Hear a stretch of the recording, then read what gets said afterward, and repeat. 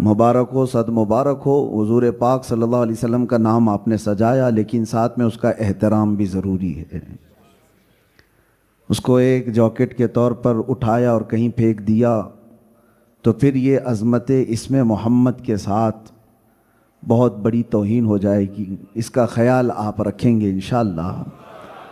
लेकिन बहरहाल ये तो एक इजहार का तरीक़ा है कि हम जॉकेट पर लगाएं, टोपी पर लगाएं, कहीं पर भी लगाएं। हकीकत तो ये है जो सरकार मुफ्ती आज़म ने फरमाया था, खुदा एक पर हो तो एक पर मोहम्मद, खुदा एक पर हो तो एक पर मोहम्मद। अगर कल्ब अपना दो पारा करूं मैं, कल्ब दिल को कहते हैं, दो पारा किसको कहते हैं? दो टुकड़े। अगर मेरे दिल के दो टुकड़े कर दो तो फिर एक पर तुम्हें अल्लाह लिखा नजर आए और एक पर मोहम्मद नजर आ जाए। ये एक जान क्या है अगर हो करोड़ों, तेरे नाम पे सबको वारा करूं मैं। और ये ज़ुबान कहाँ से मिली थी मुफ्ती आज़म को? वहाँ से मिली थी जहाँ कहने वाला उनका ताजदारे इल्म और ताजदारे फसाहत व बलागत इमाम अहले सुन्नत यूँ फरमाया करता, करूँ तेरे नाम पे जाँ फिदा, न बस एक जाँ दो जहाँ फिदा, और दो जहाँ से भी नहीं जी भरा, करूँ क्या करोड़ों जहाँ नहीं। और ये नस्लन बादा नस्लिन इश्क़ मुस्तफ़ा की खुशबुएँ आज भी बरेली से आती नज़र आती हैं। और यही मुर्शिद गिरामी हुजूर ताजुश शरिया रहमतुल्लाह ताला अलैह भी फरमाते हैं, बुल हवस सुन सीमो ज़र की बंदगी अच्छी नहीं, उनके दर की भीख अच्छी सरवरी अच्छी नहीं। और फिर ये फरमाते हैं कि नबी से हो जो बेगाना उसे दिल से जुदा करते हैं, पिदर मादर बिरादर जानो माल उन पर फिदा करते हैं। यही है ईमान हमारा असल। मेरे अजीज़ों, नबी कौनैन रहमतुल लिल आलमीन सल्लल्लाहु ताला अलैहि वसल्लम के इस इसमें पाक को आज आप जो सीने से लगाए हैं, हो सकता है बहुत सारे लोगों को इस बात का इल्म हो या कुछ को ना हो।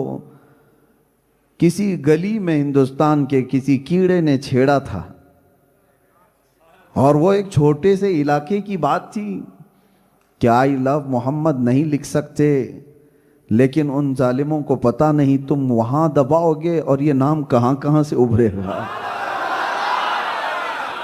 दी अजाने कभी यूरोप के कलीसाओं में तो कभी अफ्रीका के तपते हुए सहराओं में, दश्त तो दश्त है दरिया भी न छोड़े हमने, बहरे जुल्मात में दौड़ा दिए घोड़े हमने। उन्हें हमारी तारीख मालूम नहीं है, हमारे आबा व अजदाद की तारीख ये है, टल न सकते थे जंग में अगर अड़ जाते थे, पांव शेरों के भी मैदान से उखड़ जाते थे, हक से सरकश हुआ कोई तो बिगड़ जाते थे, अरे तेग क्या चीज है हम तोप से भी लड़ जाते थे। ये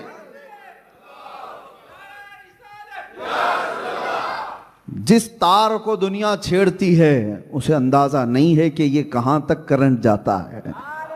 और आप तो देखें, आप हिंदुस्तान की हर गली गली से, बच्चे से लेके जवान, जवान से लेके बूढ़े, बल्कि हर घर के बाहर तख्ती लगी हुई है, आई लव सैयदना मोहम्मद सल्लल्लाहु अलैहि वसल्लम। और इतना ही नहीं, फिर दूसरे इलाकों में अगर नज़र उठाएं तो अपने गैर भी मैदान में आए हुए नज़र आते हैं। गैर भी नज़र आते हैं कि हुजूर पाक सल्लल्लाहु अलैहि वसल्लम के नाम पाक पर सिर्फ मुसलमानों का हक थोड़ी ना है। वो ये कहते हैं, वो इजहार करते हैं, और हुजूर के लिए ये नाम लेकर के सामने आने वालों को हमने देखा है। और अब अमेरिका की सरहदों से भी ये बात आगे निकल चुकी है। इसीलिए इकबाल कहता था 100 साल पहले, निकल करके सहरा से जिसने उलट दिया था तख्ते रोमा को। सहरा, अरब का सहरा, डेजर्ट से निकला हुआ वो मोहम्मद अरबी का गुलाम, लेकिन जब निकला था तो रोमन एम्पायर को पलट कर रख दिया था। दिन भर एक खजूर पर गुजारा करने वाले वो सहाबा, पैबंद लगे कपड़े पहनने वाले, पैरों में उनके चप्पल तक ना होती थी, चलने की वजह से उनके नाखून उखड़ जाते थे, लेकिन अरब से चलकर निकले थे। पर्शियन एम्पायर को धूल चटा दिया था, रोमन एम्पायर के सारे किले धांस दिए थे, भस्म कर दिए थे। ये तारीख गवाह है। और इकबाल कहता है, निकल करके सहरा से जिसने उलट दिया था तख्ते रोमा को, सुना है खुदसियों से मैंने कि वो शेर फिर होशियार होगा। सुना है कुदसियों से मैंने कि वो शेर फिर होशियार होगा, और दुनिया यही नहीं चाहती है कि वो शेर कभी दोबारा होशियार हो। लेकिन जब कभी कोई कीड़ा इस तरह की बात करता है तो हजारों मोहम्मद अरबी के शेर दोबारा जिंदा नजर आते हैं। उस नामे पाक को कहां कहां से हटाया जा सकता है, कहां कहां से मिटाया जा सकता है।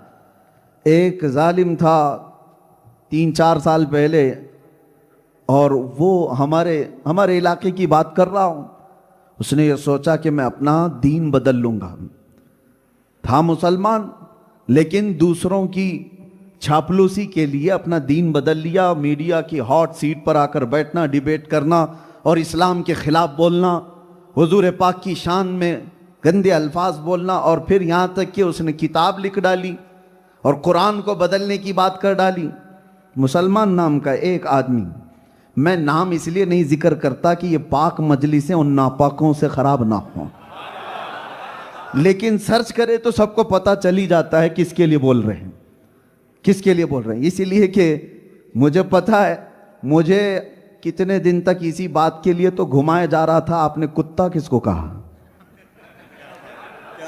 मैंने एक शेर कहा था, वो शायद मालूम होगा। अब मैं वो कहता भी नहीं हूं, लेकिन बच्चे पूरा वैसे ही कंप्लीट कर देते हैं।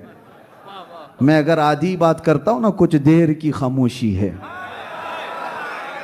फिर शोर आएगा, वो आगे की बात फिर खुद ही कंप्लीट हो जाती है। यह हमसे पूछा जा रहा था कि किसको कहा, हमने कहा कुत्ते को कुत्ता कहा, लेकिन उनको ये बात पता थी। कहते हैं कि नहीं, हमें पता है आप किसको कह रहे थे। खैर, यहां भी बात मैं आपको ये कह रहा हूं कि जो जालिम राफजी दीन बदलकर मेरे आका के नाम पर कीचड़ उछालने के लिए मीडिया की हॉट सीट पर बैठ करके रोजाना डिबेट करता था और मुसलमानों के दिल जलाता था, आज पूछो उसको जा करके कहां है वो। कशका भी लगाया, धोती भी पहन लिया, बदल लिया, और उस कौम की चाटुगिरी करता रहा। 6 महीने के बाद पंडितों ने लात मारकर निकाल दिया, हो गया। ऐसों का हाल यही होता है, धोबी का कुत्ता, न घर का न घाट का। यह मुहावरा हमारे यहाँ मशहूर है, आपके यहाँ है या नहीं मालूम नहीं। धोबी होगा तो मालूम होगा आपको। धोबी का कुत्ता न घर का न घाट का, ये मशहूर मुहावरा है। और उन लोगों की मिसाल ऐसी है, और आला हजरत की सुनो तो कहते हैं, या रसूल अल्लाह, जो तेरे दर से यार फिरते हैं, दर बदर यूं ही खार फिरते हैं।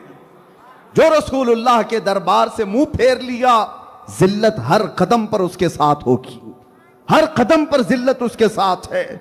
और नबी पाक सल्लल्लाहु ताला अलैहि वसल्लम का वफादार, वो जिस जगह जाता है, जंगलों में भी हमने देखा है हजारों का मजमा आ जाता है। हुजूर पाक का गुलाम जिस इलाके में जाए, रब तबारक व ताला लोगों के दिलों को उसकी तरफ फेर देता है।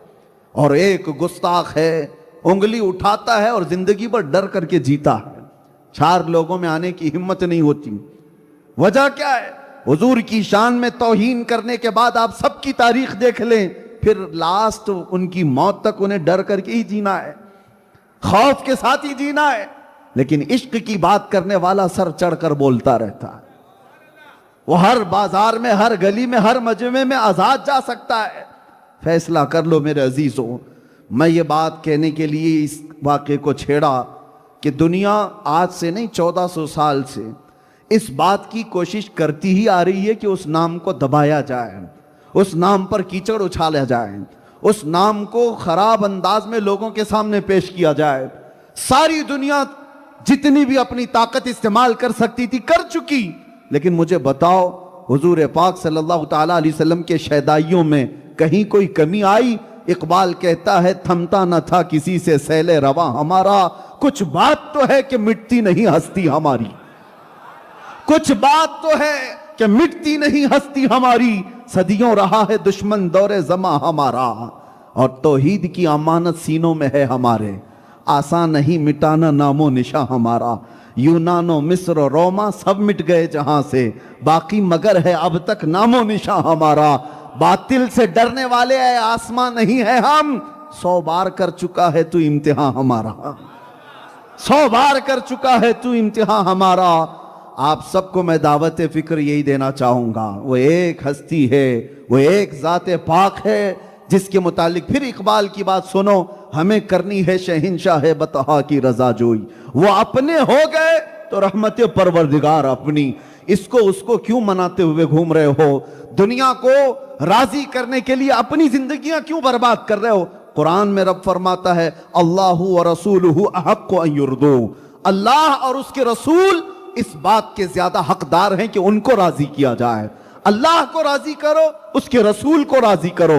दुनिया रूठती है तो रूठे, छूटती है तो छूटे, इसलिए कि दुनिया न तुम्हें सजा दे सकती है न जजा दे सकती है, न ये रिस्क के दरवाजे खोल सकती है न रिस्क के दरवाजे बंद कर सकती है। एक दरवाजा अगर दुनिया ने बंद किया तो मौला 70 दरवाजे तुम पर खोल देगा। इस पर हमारा डिपेंड होना जरूरी नहीं है। असबाब अपनी जगह पर, खालिक असबाब पर यकीन रखो।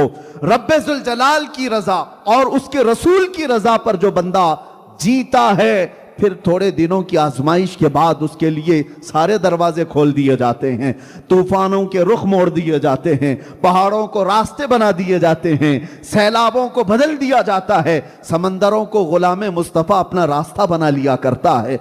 अजीजा ने गिरामी वक़ार, पूरी कायनात मुसख्खर कर दी जाती है, शर्त सिर्फ इतनी है, ये आप क्या समझते हो हमें बहुत दौड़ भाग करने से, किसी नेता को राजी करने से कोई सीट मिल जाएगी, 4-5 लाख रुपए मिल जाएंगे, कुछ मिलियंस मिल जाएंगे? आप क्या समझते हो किसी ग्लैमर की दुनिया के एक्टर को, एक्ट्रेस को राजी करने से हमारा भी स्टेटस बढ़ जाएगा? कुछ नहीं होता, ये दुनिया कुछ नहीं दे सकती। हाँ, जो कुछ भी तुम्हारे मुकद्दर में मिलना है, अरे ये सियासत है क्या चीज, ये दौलत है क्या चीज, ये हुकूमत है क्या चीज, ये ताकत है क्या चीज, ये तमाम फौज की ताकत है क्या चीज, इंसानों का मजमा ये क्या चीज, जायदाद क्या चीज है, जमीन क्या चीज है, ये सब छोड़ो। इकबाल क्या कहता है, ये जहां चीज है क्या, लौह कलम तेरे, ये चीज है क्या, लौह कलम तेरे हैं, लेकिन लौह कलम तेरे हो जाएंगे, शर्त सिर्फ इतनी है कि मोहम्मद से वफा तूने, कि मोहम्मद से वफा तूने, तो हम तेरे हैं। ये जहां चीज है क्या, लौह कलम तेरे है। बात यहीं आकर रुकती है, बात यहीं आकर रुकती है। वला तहीनु वला तहजनु व अंतुमुल अअलाउन इन कुंतुम मुमिनीन, तुम घबराओ मत, परेशान मत हो, तुम सबसे ज्यादा सरबुलंद रहोगे। शर्त यह है कि मुस्तफ़ा के गुलाम बन जाओ, ईमान वाले हो जाओ। ईमान इसी को कहते हैं जब तक के सारी कायनात से ज्यादा मेरे मुस्तफ़ा से मोहब्बत ना करें। यह ईमान का सबसे बड़ा हिस्सा है। इसीलिए मेरे अजीजों, आप ये फिक्र ना करें कि मेरे नबी पाक सल्लल्लाहु ताला अलैहि वसल्लम का नाम कोई कीड़ा मकोड़ा मिटाने की कोशिश कर रहा है। ये तो बरसाती हैं, मौसम के साथ आते भी हैं और जाते भी। होना में पाक के साथ कुछ नहीं होना है। जिसको रब ने फरमाया वरफ़अना लका ज़िक्रक, सारे कुत्ते मिलकर भौंके तो भी उस नाम पर कुछ असर नहीं होने वाला। तू घटाए से किसी के न घटा है न घटेगा। या रसूल अल्लाह, जब बढ़ाए तुझे अल्लाह ताला तेरा, मिट गए मिटते हैं मिट जाएंगे आदा तेरे, न मिटा है न मिटेगा कभी चर्चा तेरा। और हम सुन्नी क्या कहते हैं, भौंकने वाले भौंकते रहे, रहेगा यूं ही उनका चर्चा रहेगा, रहेगा यूं ही उनका चर्चा रहेगा। पड़े खाक हो जाएं जल जाने वाले, खाक हो जाएं अदू जल कर, मगर हम तो रजा दम में जब तक दम है जिक्र उनका सुनाते जाएंगे। लब्बैक या रसूल अल्लाह, लब्बैक या रसूल अल्लाह। एक वक्त आएगा,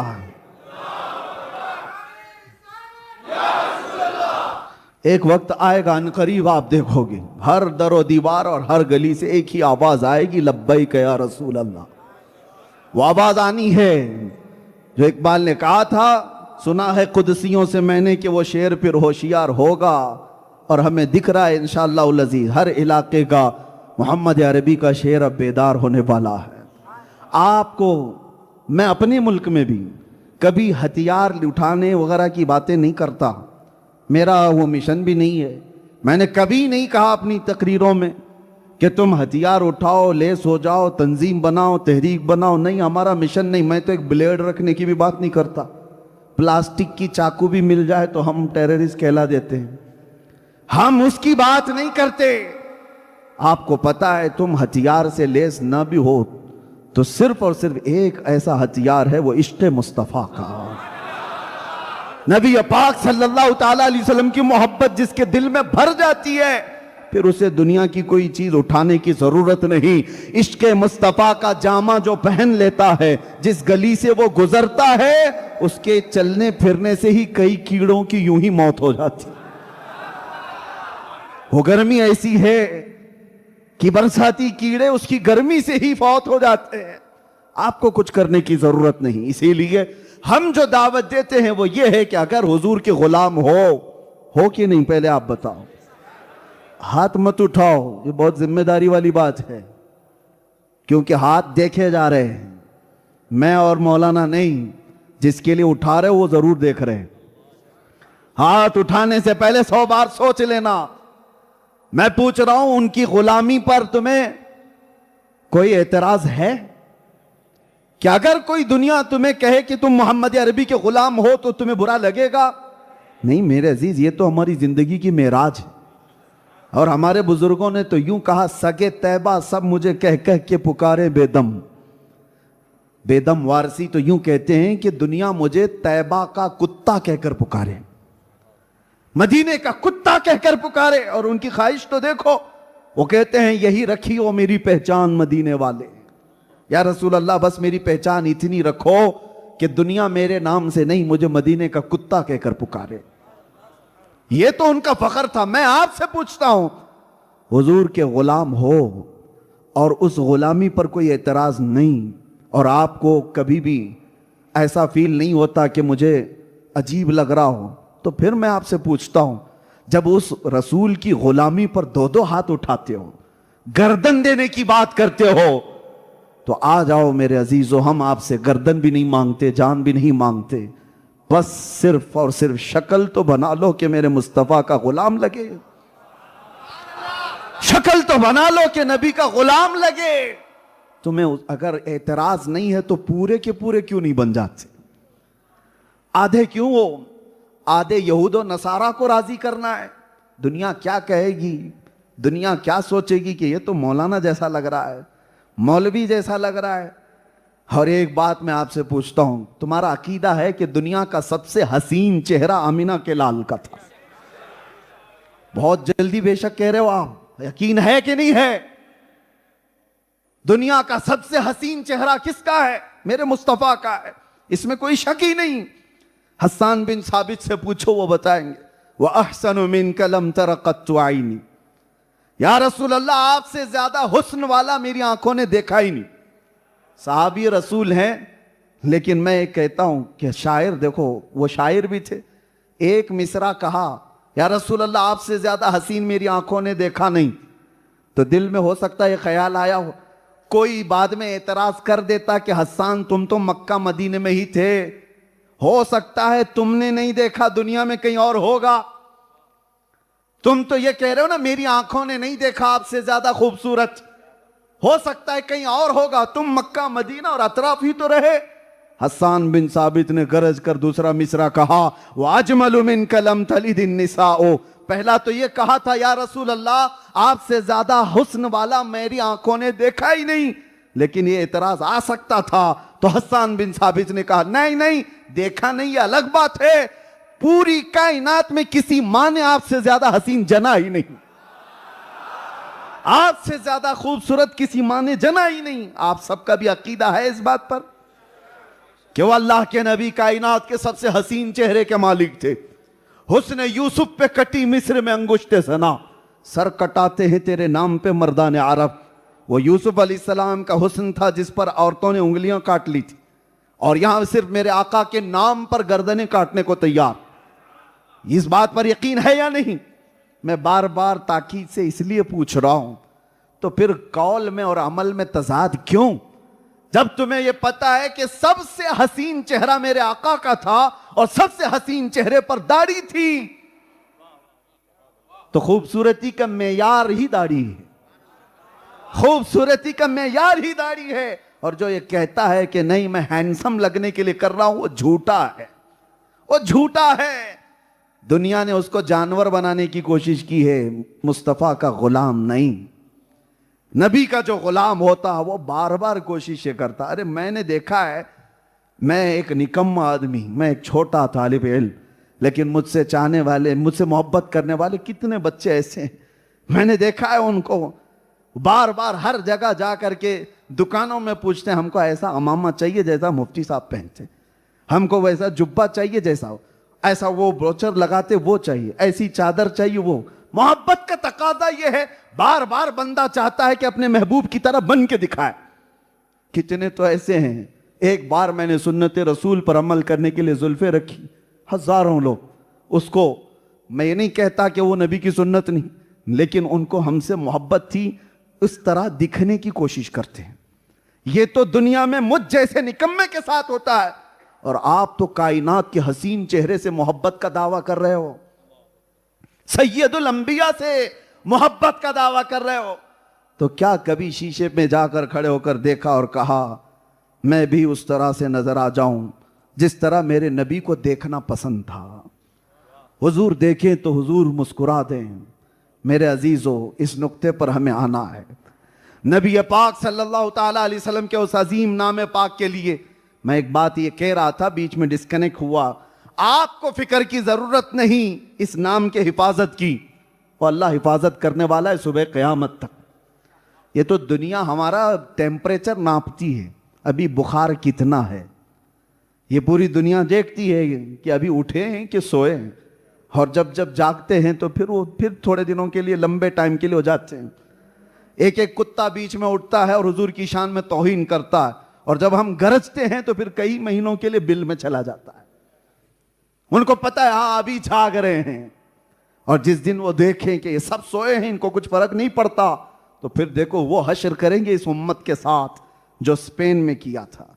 स्पेन में 500 मस्जिदें आज चर्च बनी हुई हैं। 700 साल तक इस्लामी हुकूमत कायम थी स्पेन में, सिर्फ इसलिए कि वो लोग मॉडर्न हो चुके थे, बहुत मॉडर्न हो चुके थे। उनके यहां हुजूर पाक की शान में गुस्ताखियां कोई माना ही नहीं रखती थी, तोड़ दिए गए, खत्म कर दिए गए। आज भी स्पेन हमारे पास नहीं है। मस्जिद कर्तबा का नाम सुना है आपने? दुनिया की दूसरी सबसे बड़ी मस्जिद, आज वो सिर्फ पिकनिक पॉइंट बनी हुई है, टूरिस्ट प्लेस है एक। वो इल्म और अदब का गहवारा स्पेन सब खत्म कर दिया गया। क्यों? उनके जो हम गुलाम थे, खल्क के पेशवा रहे, उनसे फिरे, जहां फिरा फिर आई कमी वकार में। यही है नुक्ता। अगर उस नाम पाक की अजमत के साथ, जैसे आपको मोहब्बत है, आप आई लव मोहम्मद 1000 बार कहें, सीने पे लगाएं, सर पर लगाएं, लेकिन मैं ये चाहता हूं कि मेरे अजीजों अंदर से भी वो आई लव का इजहार हो। आप अगर मोहब्बत करते हैं तो कुछ चीजों को तो छोड़ना होगा, कुछ ख्वाहिशात को तर्क करना होगा। अब मैं अपनी गुफ्तगू पर आता हूं। आओ मेरे आका सल्लल्लाहु अलैहि वसल्लम से पूछते हैं ईमान किसे कहते हैं। हुजूर फरमाते हैं ला युमिनु अहदुकुम हत्ता यकूना हवाहु तबअन लिमा जितु बिही। तुम में से उस वक्त तक कोई मोमिन नहीं हो सकता जब तक कि अपनी ख्वाहिशात मेरी मर्जी के मुताबिक ना करे। हुजूर के चाहने के बराबर तुम अपनी ख्वाहिशात को जब तक नहीं करोगे तब तक मोमिन नहीं हो। और ये सहाबा ने अपनी जिंदगी में करके दिखाया है। उनकी अपनी ख्वाहिशात नहीं थी, सब कुर्बान किया था कदम मुस्तफा पर, सब निछावर किया था। अपनी ख्वाहिशात ना आने पाए, अपने जो बहुत सारे जो बनाए हुए उम्मीदें उसको खत्म करो। हुजूर क्या चाहते हैं वो देखो। नबी पाक को कैसा मोमिन पसंद था।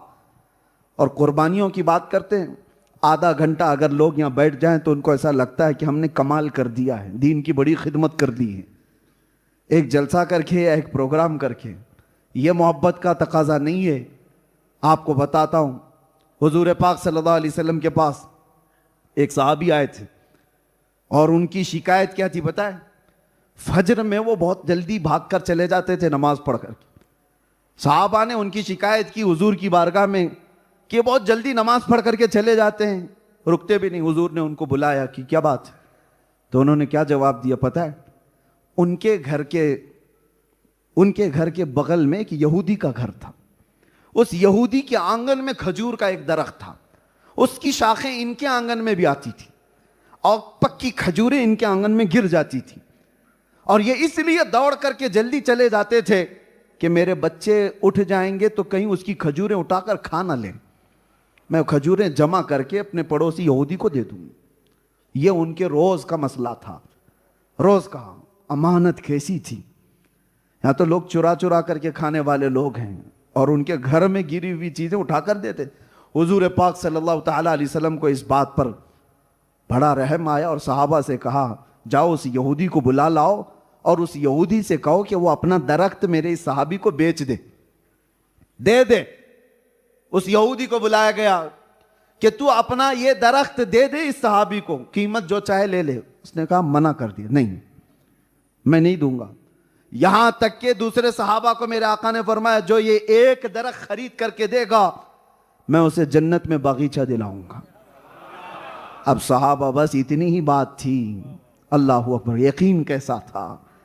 सहाबा में दौड़ लग गई कि जाकर यहूदी को मनाए, दे दे तू जो कीमत चाहिए दे दे, लेकिन वो मानने को तैयार नहीं था। मदीने में एक सहाबी है हज़रत अबू दहदा, वो बड़े मालदार सहाबी थे और उनका बगीचा अवालिया मदीना में, जो बिल्कुल पॉश एरिया आज भी है, अवालिया मदीना की अजवा खजूरें पूरी दुनिया में मशहूर हैं।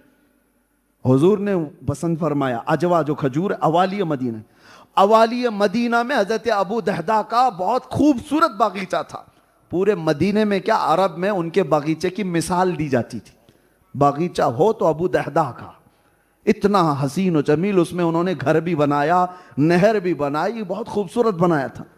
अबू दहदा हुजूर के पास आते हैं, कहते हैं या रसूल अल्लाह, मैं अगर वो यहूदी का दरख्त खरीद करके दे दूं तो मुझे भी है वो बशारत। हुजूर ने फरमाया अबू दहदा तेरे लिए भी। वो गए यहूदी के पास, जा करके उसे पहले पैसों की डील की, नहीं माना। जानते हो अबू दहदा क्या कहते हैं, तुझे पता है मैं कौन हूं?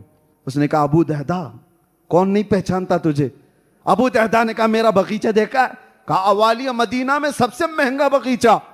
अबू दहदा कहते हैं पूरा बगीचा दे दूंगा, ये एक दरख्त दे दे। पूरा बाग दे दूंगा खजूरों का, ये एक दे दे। वो कहता है पागल हो गए हो, क्या बात कर रहे हो?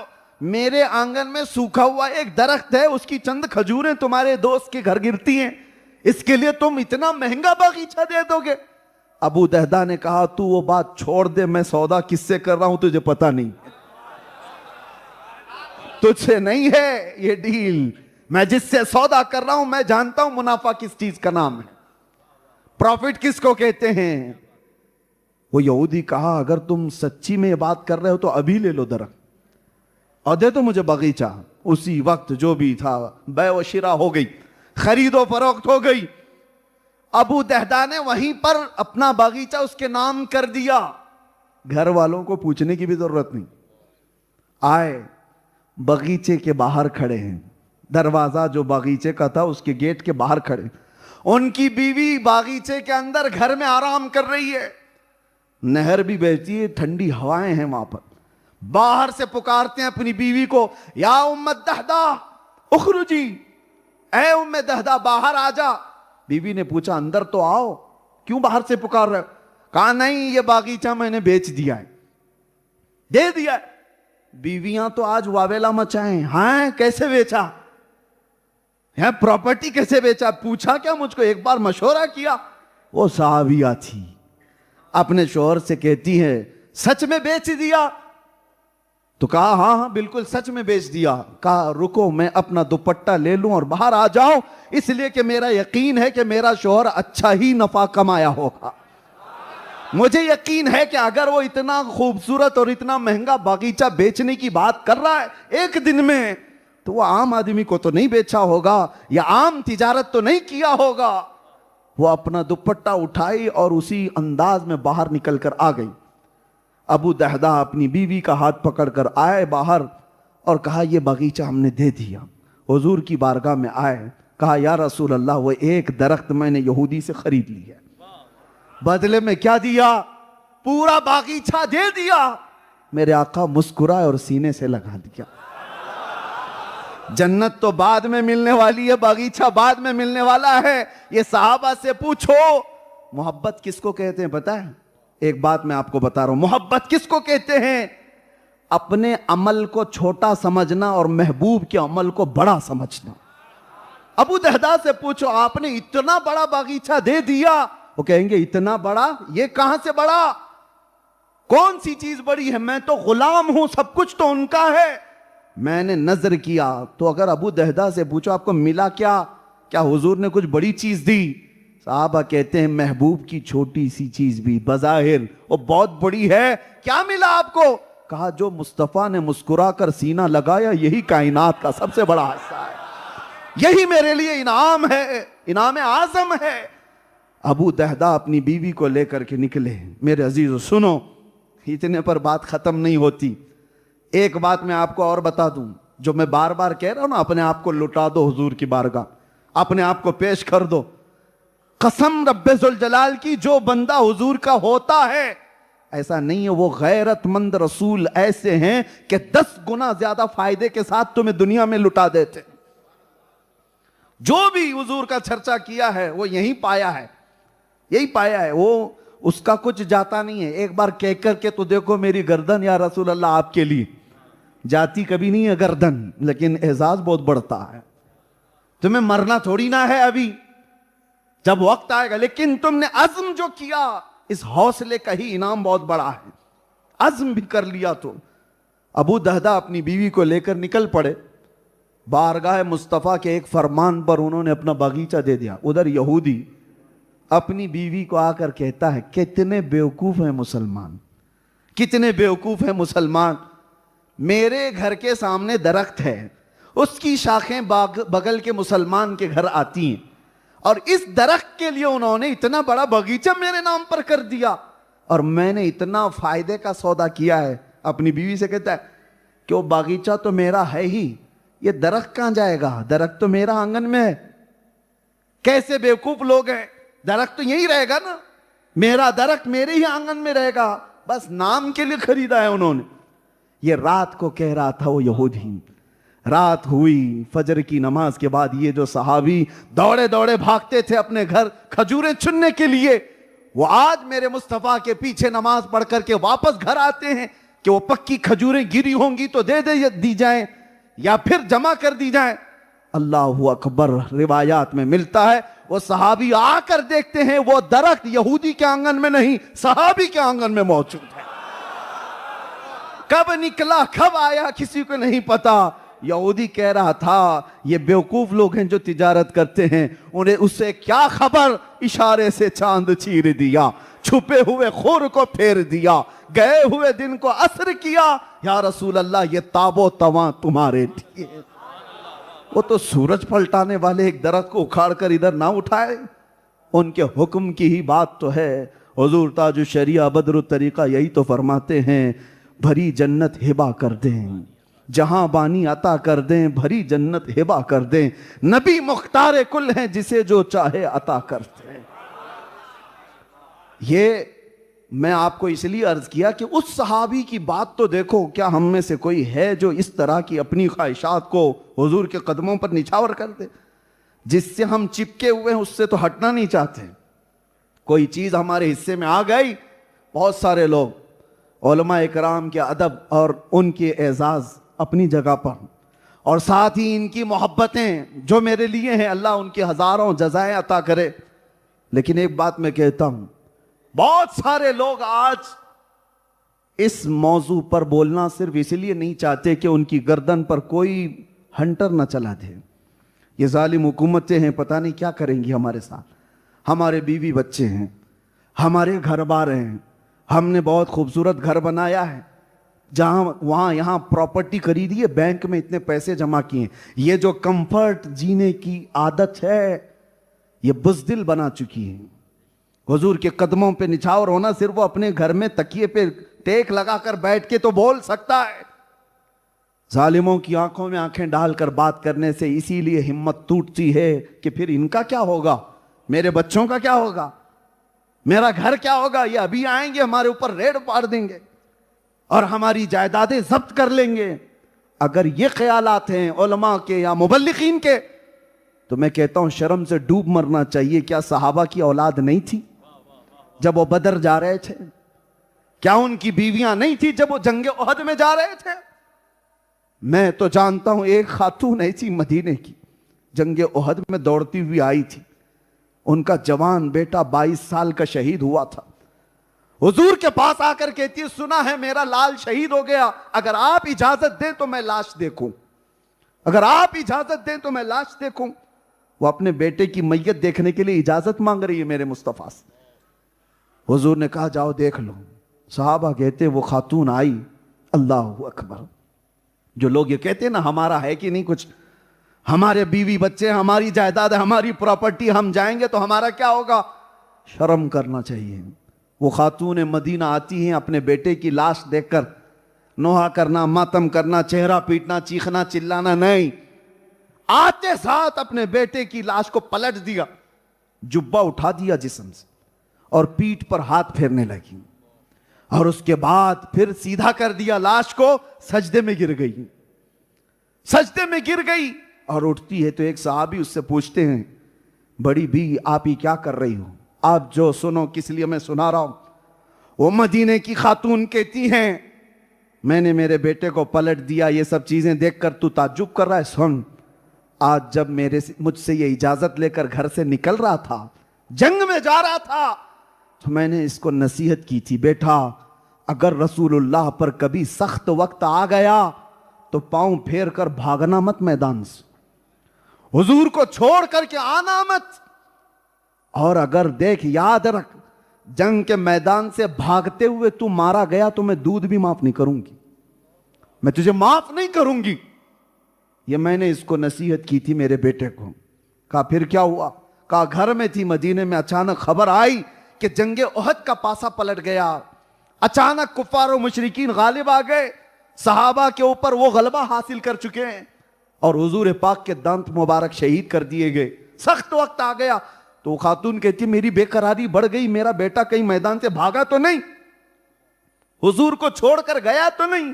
मैं दौड़ती हुई आई तो मुझे रास्ते में बताया गया नहीं तेरा बेटा शहीद हुआ, तब भी मुझे इत्मीनान नहीं था, मरा तो मरा लेकिन भागते हुए तो नहीं मरा।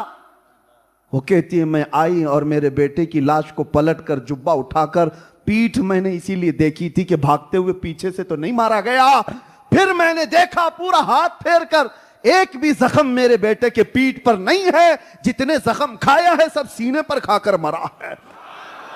फिर मैं सजदा शुक्र अदा करती हूं कि मौला तूने मेरे लाल को अपने नबी की गुलामी में कबूल कर लिया। यह है वो जज्बा ईसार जिन्होंने अपनी जिंदगियां निछावर की थी मेरे मुस्तफा के कदमों में।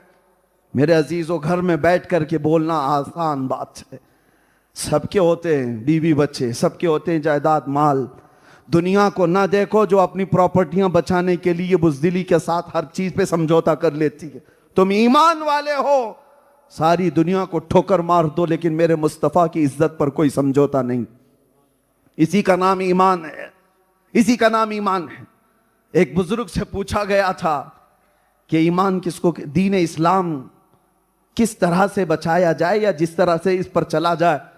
तो उस बुजुर्ग ने कितनी प्यारी बात कही, कहा देखो जब अपनी जान पे कुछ बात आती है तो सदका देकर जान बचा ले। सदका बलाओं को टालता है, बीमार हो गए तो सदका दे दो, जानवर का सदका, गेहूं खैरात कर दिए, अनाज का सदका, सदका देकर अपनी जान बचा लो। लेकिन जब इस्लाम पर कोई बात आए तो जान देकर दीन बचा लो। यह है पूरी जिंदगी का खुलासा। जब मुस्तफ़ा करीम की इज्जत पर बात आए तो फिर हम अपने ये सारी चीजें ना देखें कि हमारे साथ क्या होने वाला है, जो होने वाला अच्छा ही होगा। अगर नारा हुजूर पाक की मोहब्बत का लगाते हैं तो फिर हमारी बात को सीरियसली लें, वरना बुज़दिलों के लिए वैसी भी हमारी गुफ्तगू होती नहीं, हमारा कलाम उनसे नहीं। बहुत सारे लोग ये कहते हैं कि ये तो भड़काने वाली बात है, प्रोवोक करने वाली बात है, मारने मरने के लिए तैयार करने वाली बात है। मेरे अजीजों, इस दौरे पुरफितन में अगर ये बात की जा रही है तो लोगों को आज भी लगता है इसलिए है कि जालिम यहूद और नसारा ने इनके दिमागों पर गुलामी का ऐसा लेबल चढ़ाया हुआ है कि उनको ये सब बातें डिफिकल्ट लगती हैं, मुश्किल लगती हैं। हुजूर की गुलामी की बात करें तो उनको लगता है ये प्रोवोकिंग है, ये भड़काना है। अरे मियाँ, नमाज की बात करो, आप रोजे की बात करो, ज़कात की बात करो, अखलाक की बात करो। इसीलिए तो बहुत सारी जमातें यही करते हुए घूम रही हैं और उनसे किसी को खतरा भी नहीं। वो जो जमातें चिल्ला काटती हुई घूम रही हैं हर जगह, उनको तो इजराइल भी कहता है ये कोई भी खतरनाक जमात नहीं है, अच्छी जमात है। क्यों? कोई खतरा ही नहीं। और ईमान हो तो खतरा हो ना। ईमान जहां होता है उसी से तो दुनिया डरती है। बड़ी बड़ी जमातों से अमेरिका को भी खतरा नहीं, यूरोप को भी खतरा नहीं। उनको परमिशन है, आओ जाओ आओ जाओ। हालांकि देख रहे हैं ये बहुत बड़ी बड़ी तंजीमें लेकर के घूम रहे हैं, महीने महीने घूम रहे हैं, फिर भी यूरोप कहता है नहीं इनसे खतरा नहीं है, ये बहुत अच्छे लोग हैं। लेकिन व्हील चेयर पर बैठे हुए एक खादिम हुसैन से पूरी दुनिया को खौफ। पैर नहीं है, खड़ा नहीं हो सकता, लेकिन दुनिया कहती है वेरी डेंजरस पर्सन। हाँ, अकाउंट बंद कर दो, देखो मत इनके बयानात। वजह यही है मेरे अजीजों, फिर समझ में आता है ताकत और कुव्वत जमात बनाने का नाम नहीं है, ताकत और कुव्वत फौज बनाने का नाम नहीं है, ताकत और कुव्वत कुर्सी और सियासत हासिल करने का नाम नहीं है, ताकत और कुव्वत माजूर होकर के भी इश्क रसूल हासिल करने का नाम है।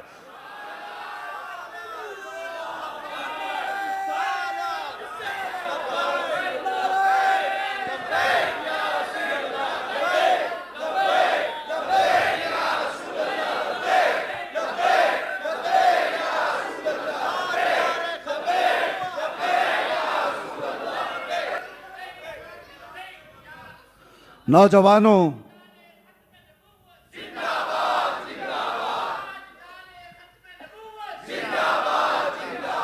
उस नाम पाक से बार बार कुर्बानियां नहीं मांगी जाती। ये तो खुश नसीबों की बात है जो वहां पर अपना सब कुछ लुटाया। ये समझ लें हजारों के होते हुए उस नबी पाक ने हमें चुन लिया। इस खिदमत पाक के लिए अल्लाह ताला खास लोगों को चुन लेता है। और एक बात ये भी बता दूं, नबी पाक की इज्जत और उनकी नामूस के लिए खड़े होने के लिए मैं अपनी राय बता रहा हूं, बहुत मुत्तकी परहेजगार या बड़ा आलिम, बड़ा सलाहियतमंद होना जरूरी नहीं है। अगर रब चाहे ना तो कुत्ते से भी खिदमत लेता है, अगर रब तबारक व तआला चाहे। और ये वाकया मशहूर है अल्लामा इब्न हजर अस्कलानी का। ततारियों ने जब बगदाद पर हमला किया था तो उस वक्त ये क्या करते थे पता है? ततारी मुसलमानों को कैद करके लाते थे और जंजीर बांधते थे दोनों हाथों पर, और एक ईसाई पादरी को लाकर हुजूर की शान में गालियां देने लगाते थे, क्योंकि उनको पता था मुसलमान कोड़े से नहीं डरते हैं, इनको तकलीफ उससे ज्यादा नहीं होती। लेकिन इनके नबी को जब कोई गालियां देता है तो इनका सीना जलता है, दुनिया इसीलिए जलाना चाहती है। तो अल्लामा इब्न हजर अस्कलानी ने इसको बयान फरमाया कि वो ईसाई पादरी आकर के गालियां देता था। एक बार 300 उलमा जंजीरों में बंधे हुए हैं और मुसलमान कैदी हैं, और लाया गया बादशाह के सामने उस ईसाई को गाली देने के लिए। लेकिन मेरे अजीजों, जब रब तबारक व तआला चाहे, जहां चाहे, जैसे चाहे, अपने नबी के नाम की हिफाजत करता है। उस बादशाह का एक कुत्ता जिसको उसने पाला था, ट्रेंड कुत्ता, आवारा नहीं, पला हुआ, और वो भी बादशाह का, और उसको भी सोने की जंजीर से बांधा जाता था, गोल्डन चेन पहनने वाला कुत्ता, और वो बंधा हुआ था। जैसे ही वो ईसाई पादरी गुस्ताखी करने लगा वो भौंकने लगता था, चिल्लाता था, वो रुकता, फिर जब बोलता कुत्ता फिर चिल्लाता था। लोग ये समझ गए कि ये जब जब नबी पाक की शान में बोलता है कुछ, ये कुत्ता इधर से भौंकने लग जाता है। वो ईसाई पादरी मानने को तैयार नहीं था कि नहीं वो मेरी बात पे थोड़ी ना भौंक रहा है। लोगों ने उससे कहा भी कि ये बादशाह का कुत्ता है, हर एक पे भौंकता नहीं है, उसे पता है। ईसाई पादरी फिर कंटिन्यू करने लगा। तारीख में मौजूद है मेरे अजीज, वो कुत्ता जंजीर तोड़कर निकल आया, पूरे भरे दरबार में ऐसा उछल करके आया और उस ईसाई पादरी के सीने पर चढ़ा, दम जदन में उसको फाड़ करके रख दिया था, खत्म कर दिया। और उसकी हैबत ऐसी तारी थी पूरे दरबार में, उसको कोई पकड़ने नहीं जा रहा था उस कुत्ते को कि क्या हो गया, क्या हो गया है।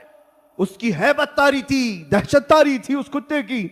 और इस वाक़े को देखने के बाद 10,000 ततारियों ने इस्लाम कबूल किया था। तुम जहां नबी पाक के नाम पर उंगली उठाते हो, रब ताला वहीं से ये सैलाब शुरू फरमाता है। वहीं से यह तूफान उठता है। इसी को इकबाल ने कहा था, हरम को मिल गए पासबां सनम खाने से। रब तबारक व तआला का यह दस्तूर है, निज़ाम है, जहां इस नाम पाक को रोकने की कोशिश की जाती, वहां से सैलाब फिर शुरू होता है। इसलिए मैं कह रहा हूं, अपने आप को पेश करो। बहुत बड़ा मुत्तकी, परहेजगार, आलिम दीन होना जरूरी नहीं। तुम जज्बे वाले हो। आज से 4 साल पहले मैं ये बात बार बार अपनी तकरीरों में दोहराता हूं। मुंबई में हमारे मुल्क में एक लोमड़ी का बच्चा हुजूर की शान में बार बार गुस्ताखियां कर रहा था, तो बर्दाश्त ना हुआ था, तो हमने एक चैलेंज किया था, आ जाओ आग में। पता होगा, दिल्ली में आते हैं, एक बड़ी आग लगाते हैं, तुम भी कूदो मैं भी कूदता हूं। हमने कहा था इसलिए कि जज्बात ऐसे थे कि इनसे डिबेट करके कोई मतलब नहीं, ये तो बातचीत करने के लायक भी नहीं। ये बात मैं क्यों कह रहा हूं? उससे कहा कि आ जाओ, देखें जो बच जाएगा उसका दीन पहचाना जाएगा। ये बात आई गई, मशहूर हो गई, वायरल हो गई हर किसी के पास कि आग में कूदने का चैलेंज किया है मुफ्ती साहब ने। मेरे अजीजों, कोई प्री प्लान चैलेंज नहीं था, कोई मंसूबाबंदी के साथ की हुई बात नहीं थी, जज्बात थे हमारे। खैर, लेकिन मैं बता इसलिए रहा हूं ये बात, रमजान का महीना था, मुंबई में एक नौजवान मेरे पास आया, और कैसा था, बालों में भी डिजाइन है, दाढ़ी में भी डिजाइन है, फटी हुई जीन्स है, कान में बाली पहना हुआ, टैटू है पूरे, जो एक आवारा नौजवान होते हैं इस तरह से, बड़ा ही आवारा किस्म का, जैसा नशेड़ी होता है, दिख रहा था। वो आया, कहा मुफ्ती साहब आपसे कुछ बात करनी है। कहा क्या है बेटा बताओ। कहा सुना है आपने आग में कूदने का किसी को चैलेंज किया है। मैंने कहा तुमको इससे क्या है, क्या कहना चाहते हो। कहा आप जा रहे हैं, सच्ची में आग में कूदने की बात आपने की है। कहा हाँ। कहा मुफ्ती साहब जब आप जाएंगे मुझे ले जाना, आप नहीं मैं कूदूंगा। किसके नाम पर? हुजूर पाक के नाम पर आप कह रहे हैं मैं जाऊंगा सबसे पहले। मैं ऊपर से नीचे तक देखता रहा, शक्ल क्या है, कैसे ये फटी जीन्स वाला, पता नहीं किस तरह के लोगों में रहता है, लेकिन इसके दिल का जज्बा तो देखो। सच बता रहा हूं, उस दिन आंखों में इतने आंसू आए थे मुस्तफा को याद करके कि या रसूल अल्लाह, आपकी उम्मत गुनहगार हो गई है, गद्दार नहीं हुई है।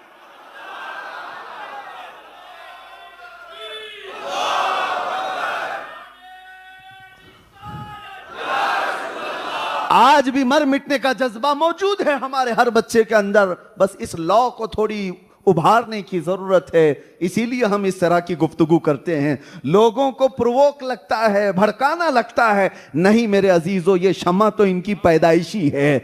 हमारी माओ ने हमारे दूध के साथ इश्क रसूल पिलाया है। यह और बात है कि दुनिया के इन झमेलों में फंस करके हमारे अखलाक थोड़े बिगड़े हुए हैं, हम किसी और दुनिया की तरफ गए हुए हैं, हमारे आमाल थोड़े बिगड़े हुए हैं। हमें पता है दुनिया वालों, आप ये मत समझना हम नए अपराध बना रहे, नहीं नए अपराध नहीं, ये पैदाइशी शम्मा इश्क़ रिसालत लिए हुए आए हुए लोग हैं। हम सबके सीनों में एक शम्मा जलती है जिसका नाम इश्क़ मुस्तफ़ा है। बस ये है कि वो मध्यम हो गई, लौ छोटी हो गई, रोशनी कम हो गई, फिर हम उसी को उठाने की बात करते हैं। हमारी बातें सिर्फ इसलिए हैं कि वो जो मध्यम रोशनी है, जरा और लौ को ज्यादा करो, और लौ को ज्यादा करो। अभी एक बार हमने पुकारा था आई लव मोहम्मद, हर नौजवान तख्तियां लेकर बाहर आ गया। ये क्या तरीका है, ये क्या जरिया है? यही तो हम कह रहे हैं, वो लौ जो चिराग के अंदर मध्यम है, हम उसको उठाना चाहते हैं, किसी और को प्रोवोक करना नहीं है हमें। हमारी अपनी अमानत, हमारी अपनी विरासत जो हमारे सीनों में अल्लाह ने हमें पैदाइशी अता किया है, हम उसी को उठाना चाह रहे हैं। लोग पूछेंगे क्यों उसको उठाना चाह रहे हैं, क्यों उसको उठाना चाह रहे हैं? उनको फिर मैं ये बताना चाहता हूं, क्योंकि कुल असासा हमारा वही है, कुल हमारी जिंदगी वही है। उसी रोशनी का नाम ही ईमान है, उसी रोशनी का नाम ही हमारा सब कुछ है। इसलिए कि हम ये कहते हैं या रसूल अल्लाह, दहन में जुबान तुम्हारे लिए, बदन में है जान तुम्हारे लिए, हम आए यहां तुम्हारे लिए और उठे भी वहां। हमारी जिंदगी का कुल असासा वही शमा है जो धीमी होती जा रही है, जो मध्यम होती जा रही है। हमें यह बर्दाश्त नहीं होता कि हमारी जिंदगी की रोशनी कम हो जाए, हमारा असासा कम होने लग जाए, हमारी कीमतें घटने लग जाएं। हम उसी कीमत वाली शमा को और बढ़ाना चाहते हैं। अजीजा ने गिरामी, दुनिया अगर ये पूछे कि इसको क्यों उठाना चाहते हैं, क्यों इसकी रोशनी को ज्यादा करना चाहते हैं, हम उनको जवाब देते हैं, जिस दिन ये रोशनी बढ़ गई फिर देखना कि हमारे मोहल्लों से खालिद बिन वलीद तैयार होगा, हमारे मुआशरे से फिर सलाहुद्दीन की गरजती आवाज आएगी। वो इसी रोशनी को जो मध्यम है हम थोड़ी सी और तेज कर लें तो मेरे अजीजों, सलाहुद्दीन ऊपर से आसमान से नहीं आया था, शिहाबुद्दीन जमीन से नहीं आया था, वो भी किसी माँ की कोख से जन्म लिया हुआ था। खालिद बिन वलीद कहीं हवाओं से आए हुए इंसान का नाम नहीं था, वो मुस्तफ़ा के उसी छांव में पला हुआ जवान था जिसके बाजुओं में अल्लाह ने वह ताकत अता की थी। लेकिन क्या था खालिद बिन वलीद के पास? एक मिसाल मैं गुफ्तगू समेटता हूं। खालिद बिन वलीद का नाम आज तक ऐसा है, बुज़दिलों के मर्ज की दवा का नाम खालिद बिन वलीद। जिसको बार बार डर लगता है, मैं कहता हूं वो वजीफा पढ़ ले उनके नाम का, बुज़दिली वैसी चली जाएगी। जानते हो कौन है वो सैफुल्लाहिल मसलूल? अपनी जिंदगी में 125 जंगें लड़ी, 125। तुम अपनी पूरी जिंदगी में उतने खेल नहीं खेले होंगे और वो जंगों के मैदान में रहा है। क्रिकेट और फुटबॉल की बात नहीं कर रहा हूं जो सेंचुरियां मार करके रिकॉर्ड कायम करे। ये वो मुजरा करने वाले लोग हैं जो पैसों के लिए खेलते हों। मैं जंग की बात कर रहा हूं, जान हथेली पर लेकर आने वाला। और खालिद बिन वलीद 125 जंगें लड़े हुए उस अजीम सिपह सालार का नाम है। और किस्मत तो देखो खालिद बिन वलीद की, 125 जंगों में एक जंग में भी उनको शिकस्त नहीं हुई। तारीख है ये, एक जंग में भी शिकस्त नहीं। और एक जंग तो ऐसी है खालिद बिन वलीद की, जंग मौता। जंग मौता खालिद बिन वलीद, वो खुद कहते हैं मेरे हाथ से 9 तलवारें टूटी हैं। एक तलवार टूटती थी छोड़ देता, दूसरी तलवार उठाता वो टूट जाती, तीसरी तलवार उठाता वो टूट जाती। 9 तलवारें टूटी एक जंग के अंदर। तुम क्या समझ रहे हो लकड़ी की और बर्छियों की तलवार है? खालिद बिन वलीद की एक तलवार का वजन 35 किलो होता था। 35 केजी की तलवार, और फिर ढाल जो एक हाथ से उठाते थे। जवान इसको कहते हैं मेरे अजीज, जवान इसको कहते हैं। और वो कौन सी चीज थी जिसको इकबाल कहते हैं ना, दो आलम से करती है बेगाना दिल को, अजब चीज है लज्जत आशनाई। खालिद बिन वलीद, क्या कमाल था इनका, क्यों इस तरह लड़ते थे वारफ्तगी के साथ, बेखुदी के साथ, किसी की परवाह नहीं, और चले चले सामने कौन है इसकी परवाह नहीं। ये खालिद बिन वलीद एक जंग में ऐसे घिर गए थे कि एक जालिम ने उनको मारा। और ऐसा नहीं है कि जख्म नहीं है, अपने आखिर उम्र में खालिद बिन वलीद ने कहा मेरे पूरे जिस्म में एक बालिश जगह भी बाकी नहीं है जहां जख्म ना लगाओ, कोई जगह बाकी नहीं, चेहरे से लेकर पैरों तक इतना एक बालिश जगह भी बगैर तीर और तलवार लगे हुए पूरा जिस्म ही नहीं था। लेकिन वो उस तरह के जवान नहीं है कि जख्म खाए और घर में बैठ गए। नसें कट जाती थी जंग में। आपको एक बात बताऊं, नसें कट गई साद इब्ने मुआज की। ये खंदक की बात है। हुजूर 1 महीना जंग के बाद वापस मदीने लौट रहे थे। 5 किलोमीटर है सिर्फ मदीना, 5 किलोमीटर ही बाकी है। बीच में जिब्राइल अमीन आए और कहा या रसूल अल्लाह, अल्लाह का हुक्म है यहीं से आप बनु नुज़ैर के मुकाबिल में चले। मदीने गए नहीं, थके हुए सहाबा हैं। हुजूर ने फरमाया मैं अपने सहाबा से पूछ लूं जो थके हुए 1 महीना जंग करके लौट रहे हैं मदीने। हुजूर ने फरमाया ए सहाबा, मेरे सहाबा, अल्लाह का हुक्म आया है कि यहीं से हमें बनु नुज़ैर के मुकाबिल में जाना है। जानते हो सहाबा ये कहते हैं कि पट्टी कर लें, मरहम कर लें, घर वालों से बात कर लें, बीवी बच्चों को पूछ तो लें, घर में जाकर के हालात देख लें, 1 महीने के बाद लौट रहे हैं। सहाबा कहते या रसूल अल्लाह देर किस बात की, चले यहीं से चलते।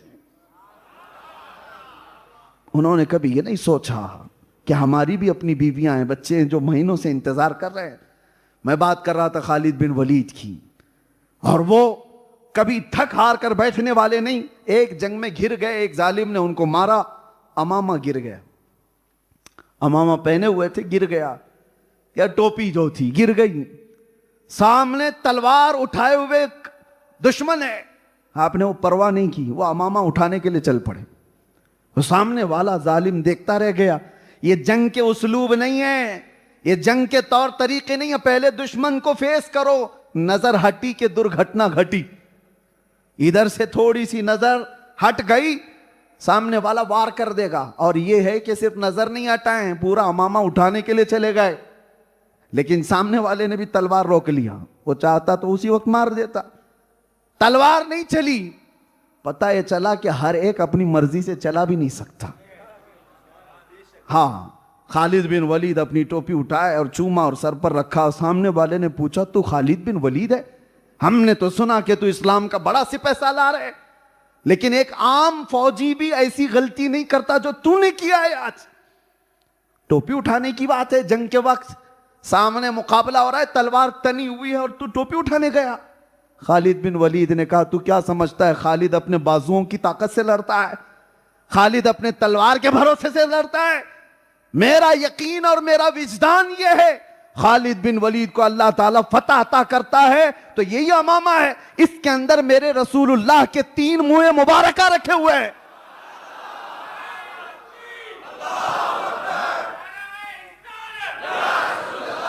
मेरे नबी पाक के बाल मुबारक इसमें रखे हुए हैं, और मेरा यकीन है कि इसी की निस्बत से अल्लाह मुझे फतह अता फरमाता है। यकीन हो तो ऐसा हो कि नबी पाक की अगर निस्बत बाकी है तो हम पूरी दुनिया फतह कर लेंगे। कौन है वो जालिम हमारा मुकाबला करने?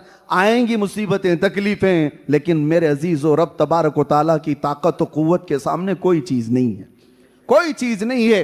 अगर रब चाहे तो तुम्हें हजारों के मजमे से महफूज उठा लाए, हजारों के मजमे से महफूज उठा लाए। लिहाजा ये कमजोर ईमान छोड़ दो, ये कमजोर अकीदा छोड़ दो। आखिर में एक बात बता देता हूं, जेल के अंदर एक कैदी को मैंने देखा, उसको सब परेशान करते थे। उसके घर वाले कोई मिलने आते नहीं थे उसको, और महीने पागल हो जाता था जेलर। उसको बाप को फोन करके बोलता, आ जाओ मिल लो। उसका बाप आता, ये रोता था, बोलता अब कब मेरी बेल करा रहे हो, मेरी जमानत? बाप कहता इस मंडे को कर दूंगा। सैटरडे मुलाकात होती थी मंडे को, ये हंसते हुए आता था और बोलता था मेरी मंडे बेल है, बेल है।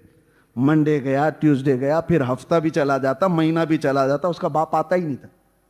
फिर महीने के बाद ये फिर पागल होता, फिर उसका बाप आता, फिर ये पूछता कब है बेल? वो कहता इस मंडे को रख रहा हूं। ऐसे 3-4 बार हो गया था, 6 महीने उसके गुजर गए थे। एक बार वो अपने बाप से मिल के आ रहा था और वो अभी आया भी नहीं था, सारे कैदियों ने उसको वैसी पुकार के बोला कि इस मंडे है ना तेरी बेल, क्योंकि वही जवाब हर बार मिलता था। उसके दिल पे बात लग गई। कभी किसी ऐसे को छेड़ो ना तो फिर बात कुछ और ही हो जाती। उसको जब कैदियों ने ये छेड़ा कि इस मंडे है ना तेरी, और ठट्टा मार के सब हंसे, तो रोया और कहा, उसका जुमला याद आता है मुझे। वो एक आम आदमी था, पागल था, थोड़ा सनकी था, लेकिन जुमला याद आता है। सबको पुकार करके उसने कहा था, देखो, वो गाली दे करके उसने कहा था, तुम लोग मेरी इस बेबसी पे रो रहे हो, अल्लाह ने अभी मेरा निकलना लिखा नहीं है। उसने लिखा नहीं है, जिस दिन वो लिखेगा तुम्हारा बाप मिलकर के भी मुझे अंदर नहीं रोक सकेगा, पूरी हुकूमत मिलकर भी मुझे नहीं बिठा सकेगी। इतना पावरफुल जुमला था उसका। उसने कहा अल्लाह ने अभी लिखा नहीं है, और जिस दिन वो लिखेगा पूरी हुकूमत मिलके मुझे अंदर नहीं बिठा सकेगी। इतना कहा था, सच बात बता रहा हूं, उसी मंडे को उसकी बेल भी हुई थी, निकल के गया भी था। ये हो सकता है एक आम सी बात हो, लेकिन कुछ बातें ऐसी हैं जो हमें अंदर से हिला देती हैं। यकीन हो तो ऐसा यकीन हो, हमारी जिंदगियों में कुछ नहीं होगा मेरे अजीजों, खालिक कायनात पर ऐसा भरोसा रखो, सारी ताकतें मिलकर तुम्हारा बाल बेका नहीं करेंगी जब तक रब ना चाहे। और अगर अल्लाह चाह ले तो फिर मच्छर से भी तुम्हारी मौत हो सकती है। अल्लाह अगर चाह ले तो चूंटी से भी मर सकते हो, और अगर ना चाहे तो प्लेन क्रैश में भी बच सकते हो। अगर अल्लाह ताला मौत ना लिखे तो बड़े बड़े हादसों से भी वो मौला हिफाजत से निकाल लेगा। इसीलिए मौत और हयात के डर में जीने का मतलब ईमान नहीं है। अब आओ इस बात पर अज़्म करके हम अपनी गुफ्तगू को ख़त्म करते हैं। मेरी पूरी गुफ्तगू का खुलासा ये है, लुब्बे लुबाब ये है, दुनिया जब जब तुम्हारी इस नस को पकड़ने की कोशिश करे या तुम्हें किसी और तरीके से खरीदने की कोशिश करे, ये तुम्हारे साथ होगा। नौजवानों के साथ दुनिया ने एक ऐसा जाल बिछाया है इंटरनेट का। नेट किसको कहते हैं आपको तो पता है, इंग्लिश वाले लोग हैं, नेट जाल को ही कहते हैं। ये जाल ही है जिसमें सबको फंसाया जाता है। फेसबुक पे तुम 24 घंटे लगे रहो, इंस्टा पे लगे रहो, सोशल मीडिया पर लगे रहो, उन अनजानों के साथ जिनको तुम पहचानते भी नहीं, रात भर की चैटिंग। और वो नौजवान बच्चे जो पबजी में अपनी जिंदगियां बर्बाद किए हुए पता नहीं किसके साथ खेल रहे हैं, जिंदगियां बर्बाद होती मैंने देखा है। ये सोशल मीडिया हो या इंटरनेट का जाल हो, तुम्हें फंसा करके रखा गया है। ये खरीदने के सारे सामान है। पहले दुनिया कैसे खरीदती थी, लड़कियां भेज करके। ईसाई यहूदी सब ये कर चुके हैं। सलाहुद्दीन अय्यूबी की फौज को लड़कियां भेजकर खरीदने की कोशिश की जाती, या माल दिखा करके हमारी तरफ आ जाओ लाखों दे दिए जाएंगे। हर जमाने में दुनिया गुलाम मोहम्मद को खरीदने की बड़ी बड़ी बोलियां लगाती है। आज भी तुम्हारे सामने, अगरचे सामने से पैसे ना हो, सामने लड़कियां ना हो, इंटरनेट के जरिए से ये सारा मैदान बिछाया गया है। सब कुछ सिर्फ तुम्हारे अखलाक को खरीदने के लिए, सिर्फ तुम्हारे वक्त को खरीदने के लिए। और तुम अगर बिकते चले गए तो मेरे अजीजों, दुनिया में भी खसारे में हो और आखिरत में भी बड़े घाटे में।